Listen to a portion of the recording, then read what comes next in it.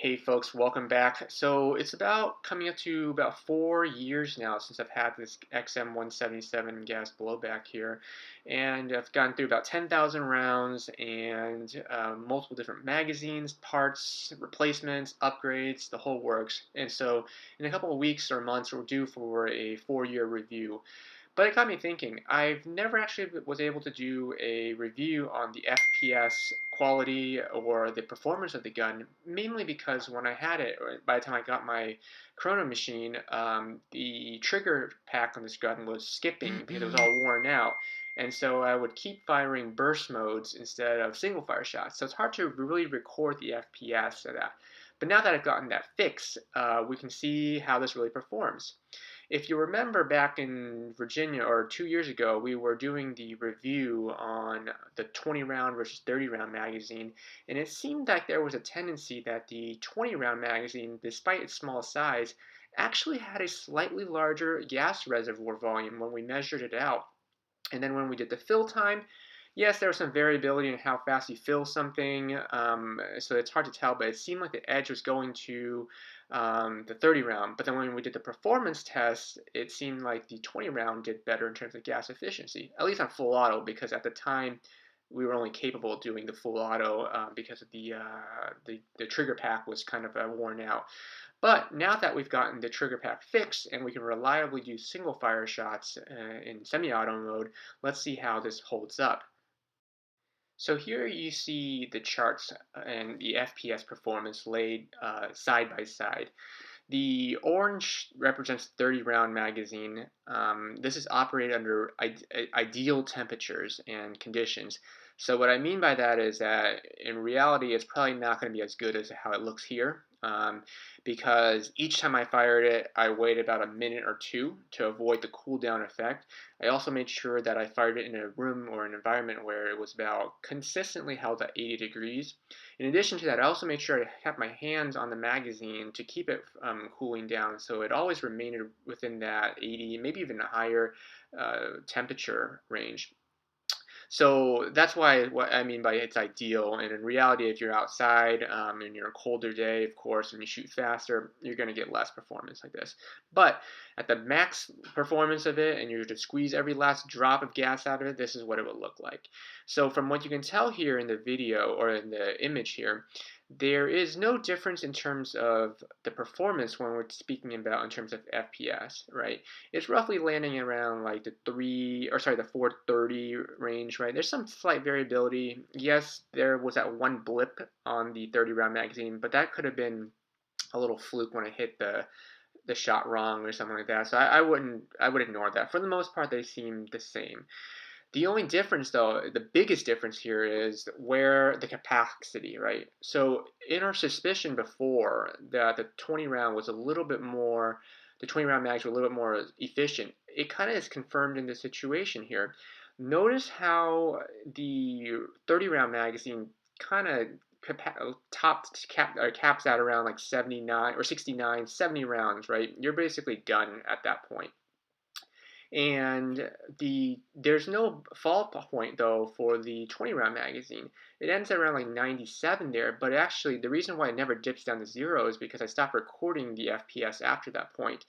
And in fact, after that 97 rounds, I actually shot another 20 rounds before it actually ran out of magazine or ammo.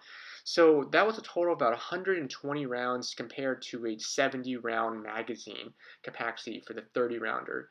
So it seems though that it's pretty clear that the 20 round magazine can hold more gas, and it's more gas efficient, nearly doubling the 30 rounder.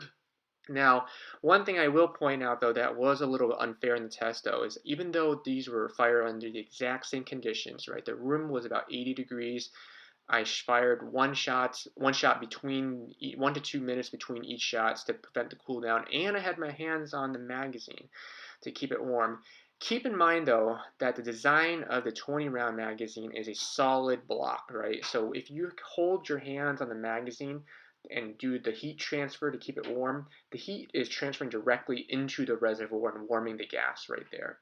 But if you were to hold the 30 round magazine, that one's built differently, right?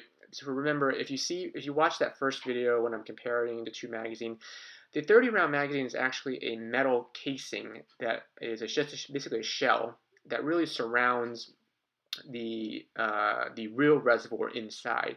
So when you're holding the 30 round magazine to keep it warm, you're not really directly transferring heat into the reservoir. You're transferring heat into some kind of space that's surrounding the reservoir, and then that's supposed to transfer directly into the reservoir. So it's a little bit harder to keep the temperature exactly that way. So I think there's that to acknowledge. But still, again, we were still in the same environment from a temperature standpoint, and we were still firing it with a very slow rate between shots to really keep it that way.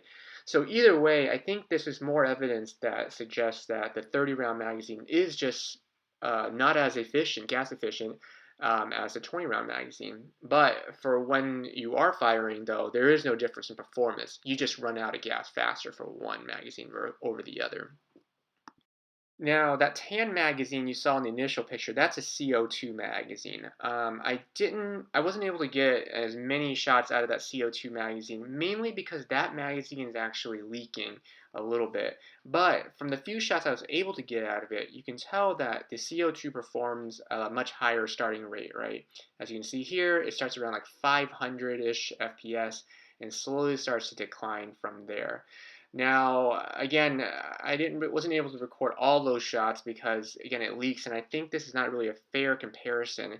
Until I get that fixed, I probably can't really give you a whole lot more, other than to say that it shoots about 100 or 70 to 100 FPS higher than the green gas variant. So we'll see how that plays out. But I think this is like a nice comparison to show here. I don't think this will get you to 120 rounds like the 20 round magazine did, but I think it will be closer, probably closer to the 60 to 70 round mark. But I think either way, this kind of just shows you a kind of a fun comparison. So hopefully once I get that magazine, the CO2 magazine fixed and replaced, I can have a better update on the review performance. But really, I think this just really is just a demonstration to document and show the effectiveness of, or the performance of the 20 versus 30 round green gas magazine in a WE XM177. Well, folks, that's all I have for today. I'm kind of wanting to try to crank out these videos before I forget, because I got a couple more videos coming down the line, so I want to clear up some space for them. But hey, let me know what y'all thought in the comments section below. Any input or anything, or any of your experiences, your experience where you felt like maybe that was a little bit different from what I saw and here in these tests. So just feel free to let me know, and see y'all next time.